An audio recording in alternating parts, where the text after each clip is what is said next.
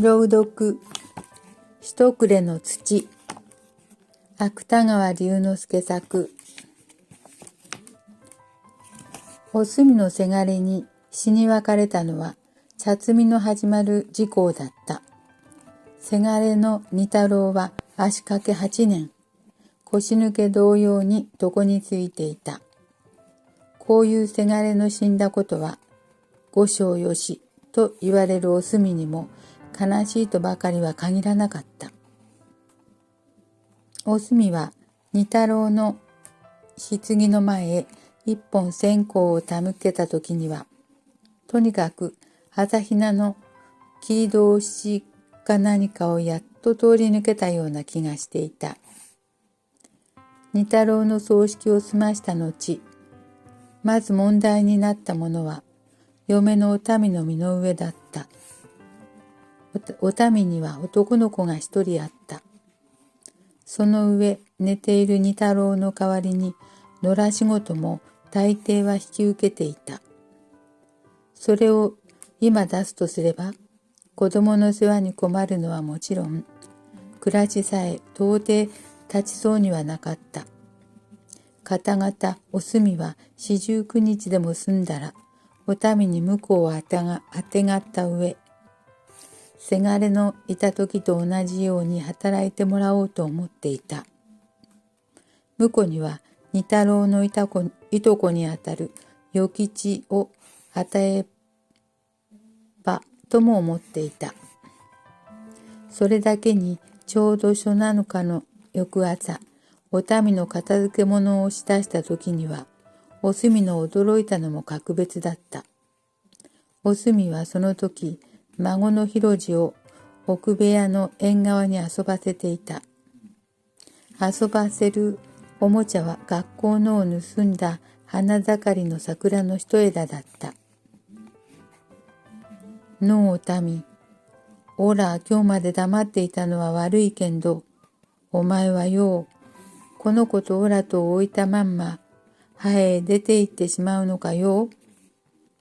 お墨は、なじるというよりは訴えるように声をかけた。が、お民は見向きもせずに、何を言うじゃおばあさん、と笑い声を出したばかりだった。それでもお墨は、どのぐらいほっとしたことだか知れなかった。そうずらのう、まさかそんなことをしやしめえのう。お墨は、なお、くどくどと愚痴混じりの嘆願を繰り返した。同時にまた彼女自身の言葉にだんだん感傷を催し出した。しまいには涙も幾筋かしわだらけの頬を伝わり始めた。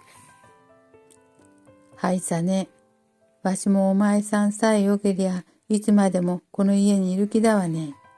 こういう子供もあるだもの。好き好んで他へ行くもんちゃよ。お民もいつか涙ぐみながら、広次を膝の上へ抱き上げたりした。広次は妙に恥ずかしそうに奥部屋の古畳へ投げ出された桜の枝ばかり気にしていた。お民は二太郎の在世中と少しも変わらずに働き続けた。しかし婿を取る話は思ったよりも容易に片付かなかった。お民は全然この話に何の興味もないらしかった。お墨はもちろん機会さえあればそっとお民の気を引いてみたり、あらわに相談を持ちかけたりした。けれどもお民はその都度ごとに、はいさね、いずれ来年にでもなったら、と良い加減な返事をするばかりだった。これはお墨には心配でもあれば、嬉しくもあるのに違いなかった。お墨は世間に気を兼ねながら、とにかく嫁の言うなり次第に、年の変わるのでも待つことにした。けれどもお民は翌年になっても、やはり野良へ出かけるほかには何の考えもないらしかった。お墨はもう一度去年よりは一層勘にかけたように婿を取る話を進め出した。それは一つには親戚には叱られ、世間には陰口を聞かれるのを苦に病んでいたせいもあるのだった。だがのう民、お前今の若さでさ、男なしにはいられるもんじゃねえよ。いられねえだって仕方がねえじゃ。この中へ他人でも入れてみなせえ。ヒロもかわいそうだし、お前さんも気兼ねだし、第一わしの気骨の折れることせったら、ちっとやそっとじゃなかろうわね。だからよ、与吉をもらうことにしなよ。あいつもお前この頃じゃばったり博打を打たねえと言うじゃ。そりゃおばあさんには身内でもよ。わしにはやっぱり他人だわね。何わしさえ我慢すりゃ。でもよ、その我慢がさ、1年や2年じゃねえからよ。よいわね、ヒロのためだもの。わしが今苦しんどきゃ、ここの家の電池は2つにならずに、そっくりヒロの手へ渡るだもん。だがのお民、おすみはいつもここへ来ると真面目に声を低めるのだった。何しろ旗の口がうるせえからの、お前今おらの前で言ったことはそっくり他人にも聞かせてくんなよ。こういう問答は二人の間に何度出たことだかわからなかった。しかしお民の決心はそのために強まることはあっても弱まることはないらしかった。実際またお民は男でも借りずに芋を植えたり麦を買ったり、以前よりも仕事に精を出していた。のみならず夏には雌牛を飼い、雨の日でも草刈りに出かけたりした。この激しい働きぶりは、今更他人を入れることに対するそれ自身力強い抗弁だった。おすみもとうとうしまいには婿を取る話を断念した。もっとも断念することだけは必ずしも彼女には不愉快ではなかった。お民は女の手一つに一家の暮らしを支え続けた。それにはもちろんヒロのためという一年もあるのに違いなかった。しかしまた一つには彼女の心に深い根ざしを下ろしていた遺伝の力もあるらしかった。お民は不毛の山国からこの界隈へ移住してきたいわゆる渡り者の娘だった。お前さんとこのお民さんは顔に似合わねえ力があるねえ。この間もおかぼの大束を4羽ずつも背負って通ったじゃねえかね。おすみは隣のばあさんなどからそんなことを聞かされるのもたびたびだった。おすみはまたお民に対する感謝を彼女の仕事に表そうとした。孫を遊ばせたり、牛の世話をしたり、飯を炊いたり、洗濯をしたり、隣へ水を汲みに行ったり、家の中の仕事も少なくはなかった。しかしおすみは腰を曲げたまま何かと楽しそうに働いていた。ある秋も暮れかかった夜、お民は松葉束を抱えながらやっと家へ帰ってきた。おすみは広地をおぶったなり、ちょうど狭苦しい土間の隅に末風呂の下を焚きつけていた。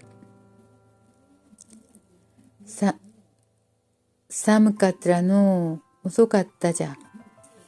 今日はちっといつもより余計な仕事をしていたじゃ。お民は松葉束を流し元へ投げ出し、それから泥だらけのわらじも脱がずに、大きい炉端へ上がり込んだ。炉の中にはクヌギの根っこが一つ、赤々と炎を動かしていた。おすみはすぐに立ち上がろうとした。が、広次をおぶった腰は、風呂桶の縁につかまらない限り、容易に上げることもできないのだった。すぐと風呂へ入んなよ。風呂よりもわしは腹が減ってるよ。とら、先に芋でも食うべえ。似てあるらね、おばあさん。おすみはよちよち流し元へ行き、惣菜に似たさつまいもを鍋ごと炉端へぶら下げてきた。とうに似てまってたせいにのはえ冷たくなってるよ。二人は芋を竹串へ突き刺し、一緒に炉の火へかざし出した。ヒロはよく眠ってるじゃ、床の中へ転がしておきゃいいに。今日はバカ寒いから下じゃとても寝つかねえよ。おたみはこういう間にも煙の出る芋を頬張り始めた。それは一日の労働に疲れた農夫だけの知っている食い方だった。芋は竹串を抜かれるそばから一口におたみに頬張られていった。おすみは小さいいびきを立てる広次の重みを感じながら、せっせと芋をあぶり続けた。何にしろお前のように働くんじゃ、人一倍腹も減るら。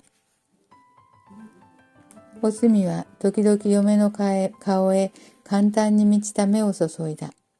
しかしおたみは無言のまま、すすけたほだびの光の中にガツガツさつまいもを頬張っていた。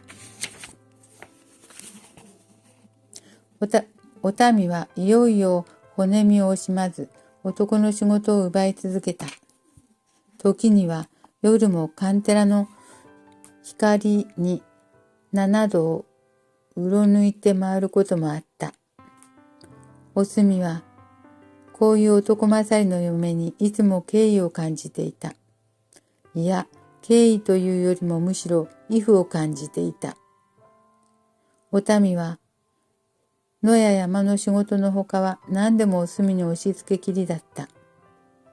この頃ではもう彼女自身の腰巻きさえめったに洗ったことはなかった。おすみはそれでも苦情を言わずに曲がった腰を伸ばし一生懸命に働いていた。のみならず隣のばあさんにでも会えば、何しろおたみがああいう風だからね。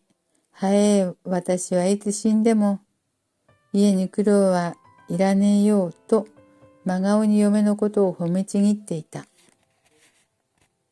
しかしおたみの稼ぎ病は容易に満足しないらしかった。おたみはまた一つ年を越すと、今度は川向こうの桑畑へも手を広げると言い始めた。何でもおたみの言葉によれば、あの五反部に近い畑を10円ばかりの小作に出しているのはどう考えてもバカバカしい。それよりもあそこに桑を作り、養蚕を片手間にやるとすれば、繭相場に変動の起こらない限り、きっと年に150円は手取りにできるとかいうことだった。けれども金は欲しいにもしろ、この上忙しい思いをすることは到底おすみには耐えられなかった。ことに手間のかかる養蚕などとはできない相談も同行していた。おすみはとうとう愚痴混じりにこう民に反抗した。よいかのう民、おらだって逃げるわけじゃねえ。逃げるわけじゃねえけども、男ではねえし、泣きっ子はあるし、今のまんまで生にが過ぎてらの。それをお前とんでもねえ。なんで養蚕ができるもんじゃ。ちっとはお前、おらのことも考えてみてくんなよ。お民も姑に泣かれてみると、それでもとは言われた義理ではなかった。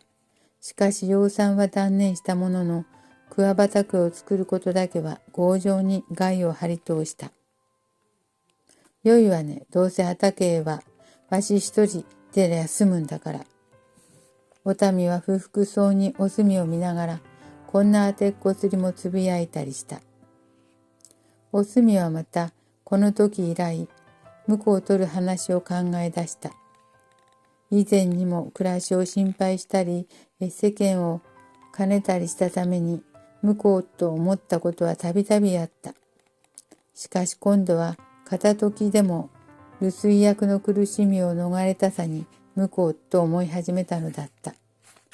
それだけに以前に比べれば今度の婿を取りたさはどのくらい痛切だか知れなかった。ちょうど裏のみかん畑のいっぱいに花をつける頃、ランプの前に陣取ったおすみは大きい夜鍋の眼鏡越しにそろそろこの話を持ち出してみた。しかし炉端にあぐらをかいたお民は塩エンドウを噛みながら、また婿話かねえ、わしは知らねえよと相手になる景色も見せなかった。以前のお墨ならばこれだけでも大抵諦めてしまうところだった。が今度は今度だけにお墨もねちねち口説き出した。でもの、そうばかり言っちゃいられねえじゃ。明日の宮下の葬式にやの。ちょうど今度は、おらたちのうちもお墓の穴掘り役に当たってるがの。こういう時に男手のないのは。よいわね。掘り役にはわしが出るわね。まさかお前、女のくせに。おすみはわざと笑おうとしたが、お民の顔を見るとうっかり笑うのも考えものだった。おばあさん、お前さん隠居でもしたくなったんじゃあるまいね。お民はあぐらの膝を抱えたなり、冷ややかにこう釘を刺した。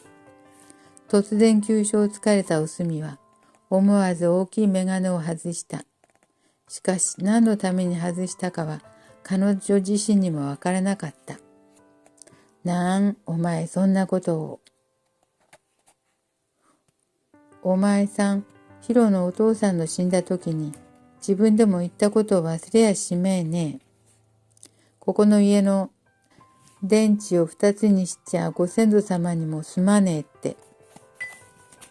ああさ、そりゃそう言ったじゃ。でもの、まあ考えてみば。時を時節ということもあるら。これはどうにも仕方ねえこんだの。おすみは一生懸命に男手のいることを弁じ続けた。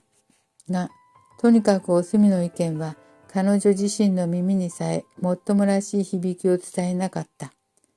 それは第一に彼女の本音、つまり彼女の楽になりたさを持ち出すことのできないためだった。お民はまたそこを見つけどころに、相変わらず塩辛いエンドウをかみかみ、ビシビシ周到を決めつけにかかった。のみならず、これにはおすみの知らない天性の口達者も手伝っていた。お前さんはそれでもよかろうさ。先に死んでってしまうんだから。だがね、おばあさん。わしの身になりゃ、そう言ってふてくさっちゃいられねえじゃ。わしだって何も晴れや自慢でご気を通してるわけじゃねえよ。骨節の傷んで寝られねえ晩なんか、馬鹿意地を張ったって仕方がねえと、しみじみ思うこともねえじゃねえ。そりゃねえじゃねえけんどね。これもみんなうちのためだ。ヒロのためだと考え直して、やっぱし泣き泣きやってるだよ。おすみはただ呆然と嫁の顔ばっかり眺めていた。そのうちにいつか彼女の心ははっきりとある事実を捉え出した。それはいかにあがいてみても到底目をつぶるまでは楽はできないという事実だった。おすみは嫁のしゃべりやんだ後、もう一度大きい眼鏡をかけた。それから半ば独り言のようにこう話の結末をつけた。だがのお民、なかなかお前世の中のことは理屈ばっかしじゃいかねえせんに。とっくりお前も考えてみてくんなよ。おらはもう何とも言わねえからの。20分の後、誰か村の若衆が一人、中央に歌を歌いながら、静かにこの家の前を通り過ぎた。若いおばさん、今日は草刈りか。草よなびけよ、かまきれろ。歌の声の遠のいたとき、おすみはもう一度、眼鏡越しにちらりとおたみの顔を眺めた。が、おたみはランプの向こうに長々と足を伸ばしたまま、生あくびをしているばかりだった。どら、ねべえ、朝が早い絵に。おたみはやっとこう言ったと思うと、塩エンドウを一つかみさらった後、大儀そうに炉端を立ち上がった。おすみはその後3、4年の間、黙々と苦しみに耐え続けた。それはいわば流行りきった馬と同じ首引きを背負わされた老婆の経験する苦しみだった。おたみは相変わらず家を外にせっせと野良仕事にかかっていた。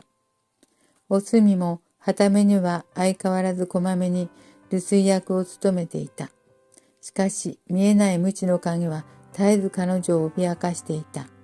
ある時は風呂を炊かなかったために、ある時はもみを干し忘れたために、ある時は牛の放たれたために、おすみはいつも気の強いおためにあてこすりや小言を言われがちだった。が、彼女は言葉も返さず、じっと苦しみに耐え続けた。それは一つには忍従になれた精神を持っていたからだった。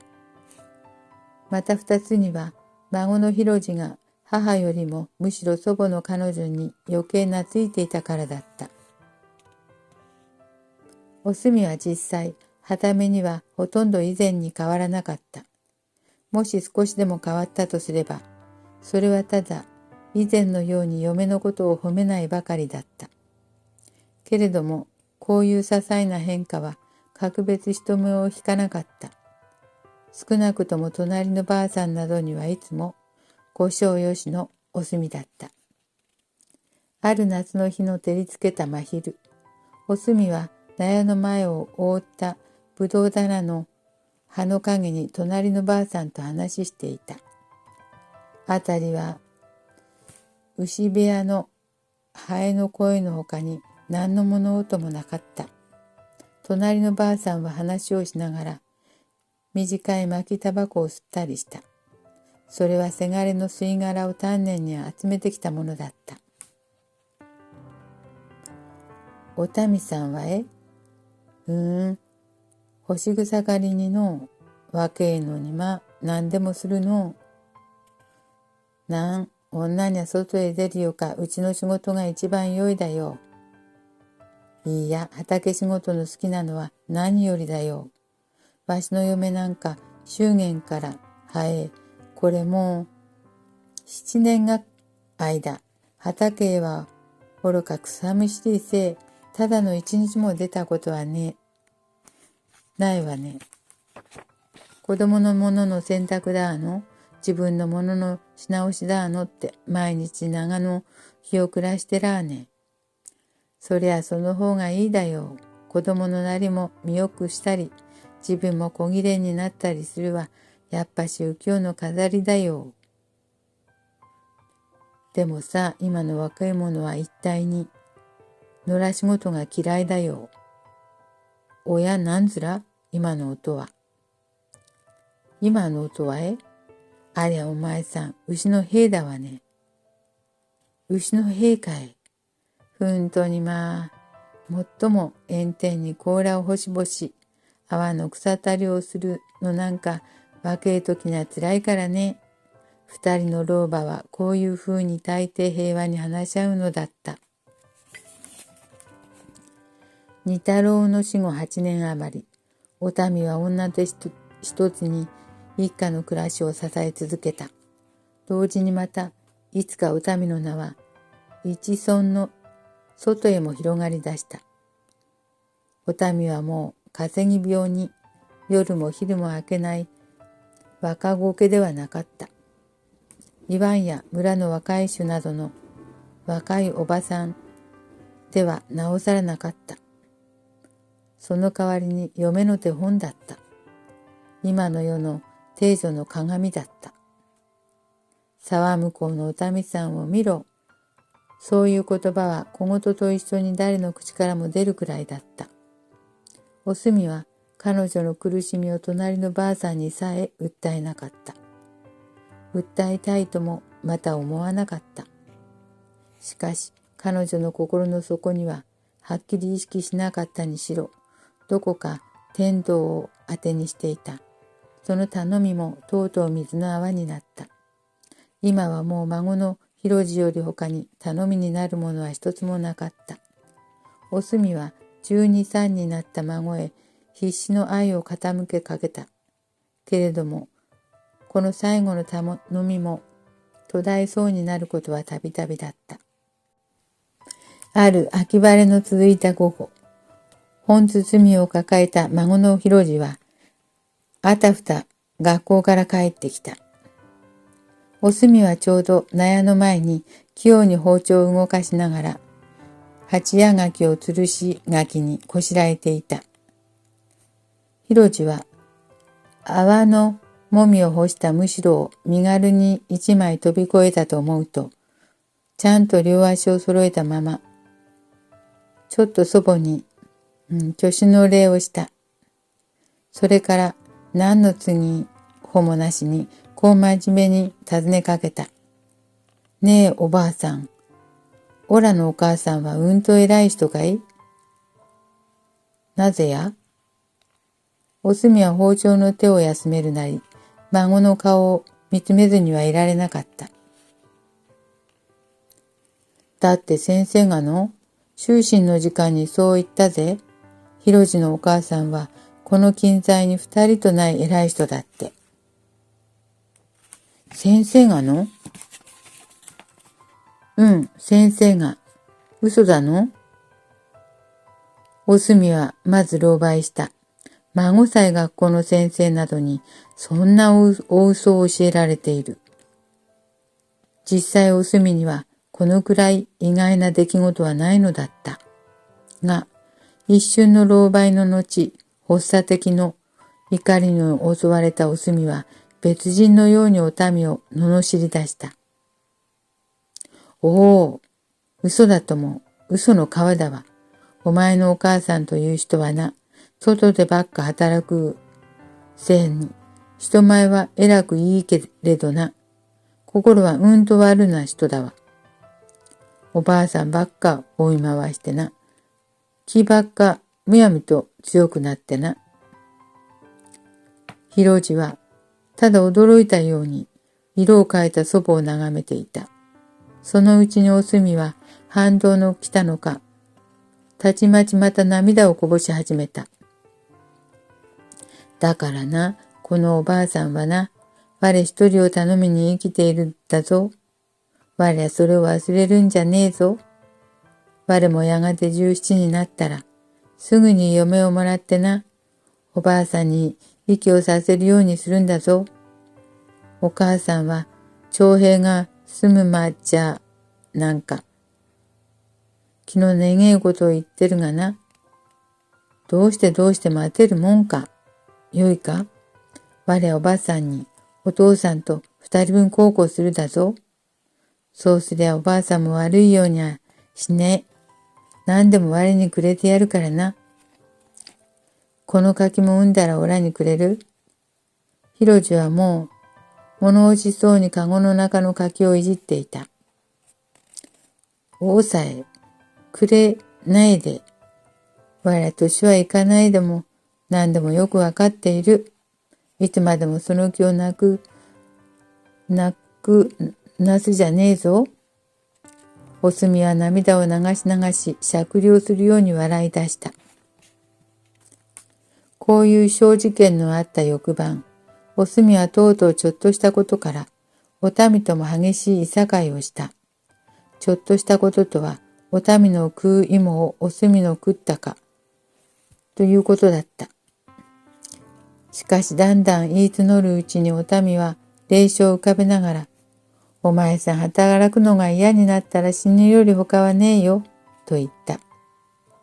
するとお墨は日頃に似わず、気違いのようにたけり出した。ちょうどこの時、孫のひろじは祖母の膝を枕にしたまま、戸にすやすや寝入っていた。が、お墨はその孫さえ、ひろ、こう、起きろ、と揺り起こした上、いつまでもこう罵り続けた。ひろ、こう、起きろ、ひろ、こう、起きてお母さんの言い草を聞いてくれよう。聞いてくよう。お母さんはオラに死ねって言っているぞ。な、よく聞け。そりゃお母さんの代になって、銭は少しは増えつら。けんど、一長三段の畑はな、ありゃみんなおじいさんとおばあさんとの開墾したもんだぞ。そりゃどうだ。お母さんは楽がしたきら死ねって言ってるぞ。お民。おらは死ぬべえよ。何の死ぬことが怖いもんじゃ。いいや。手前の指図なんか受けねえ。おらは死ぬだ。どうあっても死ぬだ。死んで手前に嫁いでやるだ。お墨は大声に罵り、泣き出した孫と抱き合っていた。が、お民は相変わらずごろりと炉端を寝転んだなり、空耳を走らせているばかりだった。けれどもお墨は死ななかった。その代わりに、翌年の土曜明け前、成仏自慢のお民は腸地物にかかり、発病後8日目に死んでしまった。もっとも当時、腸地物患者はこの小さいイストンの中にも何人出たかわからなかった。しかもお民は発病する前に、やはり地物のために倒れた鍛冶屋の葬式の穴掘り役に行った。鍛冶屋にはまだ葬式の日にやっと非病院へ送られる弟子の小僧も残っていた。あの時にきっと映ったずら。お墨は医者の帰った後、顔を真っ赤にした患者のお民にこう非難をほのめかせたりした。お民の葬式の日は雨降りだった。しかし村の者は村長をはじめ一人も残らず改装した。改装した者はまた一人も残らず若死にしたお民を惜しんだり、大事の稼ぎ人を失った広地やお墨を憐れんだりした。ことに村の総大役は、軍でも近々にお民の勤労を証書するはずだったということを話した。お墨はただそういう言葉に頭を下げるより他はなかった。まあ運だと諦めるんだよ。わしらもお民さんの表彰についちゃ、去年から軍役所へ願い状を出すしさ、村長さんやわしは汽車賃を使って子供軍長さんに会いに行くしさ、優しい骨を折ったことじゃねえ。だがの、わしらも諦めるんだから、お前さんも一つは諦めるだ。人の良いハゲ頭の総大役は、こう冗談なども付け加えた。それをまた若い小学教員は不快そうにじろじろ眺めたりした。お民の葬式を済ました夜、お墨は仏壇のある奥部屋の隅に広地と一つ蚊帳へ入っていた。普段はもちろん二人とも真っ暗にした中に眠るのだった。が、今夜は仏壇にはまだ灯明も灯っていた。その上、妙な消毒薬の匂いも古畳に染み込んでいるらしかった。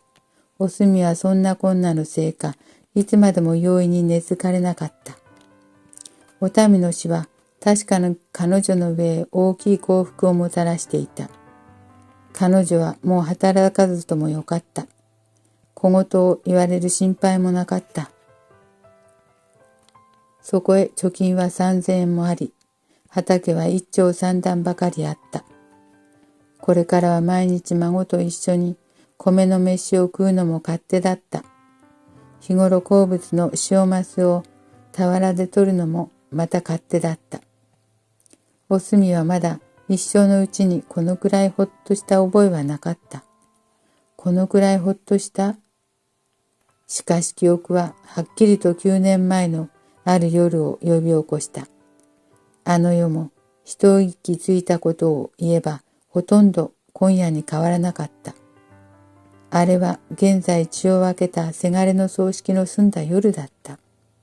今夜も一人の孫を産んだ嫁の葬式の済んだばかりだった。おすみは思わず目を開いた。孫は彼女のすぐ隣にたわいのない寝顔を仰向けていた。おすみはその寝顔を見ているうちに、だんだんこういう彼女自身を情けない人間に感じ出した。同時にまた彼女と悪縁を結んだせがれの二太郎や嫁のお民も情けない人間に感じ出した。その変化はみるみる9年間の憎しみや怒りを押し流した。いや、彼女を慰めていた将来の幸福さえ押し流した。彼ら親子は三人ともことごとく情けない人間だった。が、その中にたった一人生き恥をさらした彼女自身は最も情けない人間だった。お民、お前なぜ死んでしまっただ。おすみは我知らず口の内にこう神仏へ話しかけた。すると急に止めどもなしにポタポタ涙がこぼれ始めた。おすみは4時を聞いた後、やっと疲労した眠りに入った。しかしもうその時には、この一家のかや屋根の空も冷ややかに暁を迎え出していた。